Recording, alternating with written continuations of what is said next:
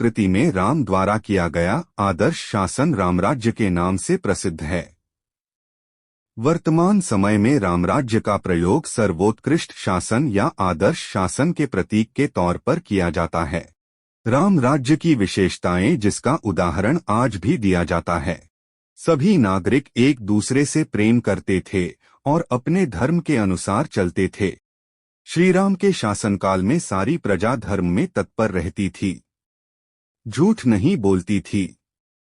सब लोग उत्तम लक्षणों से संपन्न थे और सबने धर्म का आश्रय ले रखा था।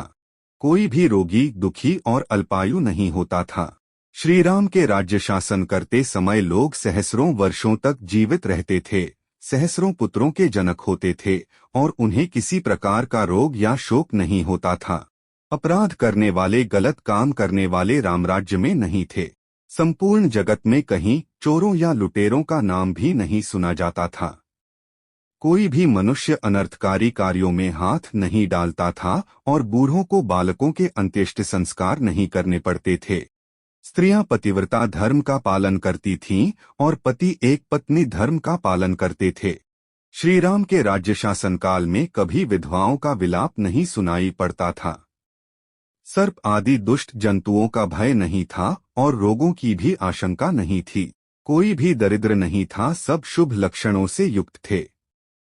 बाजार में सोना चांदी बहुमूल्य रत्न बिकते थे। नदी, वृक्ष, पशु सभी नागरिकों के लिए भरपूर उपयोगी थे। श्री राम के राज्य में वृक्षों की जड़ें सदा मजबूत रहती थीं। वे वृक्ष सदा फूलों और फलों से लदे रहते थे। मेघ प्रजा की इच्छा और आवश्यकता के अनुसार ही वर्षा करते थे।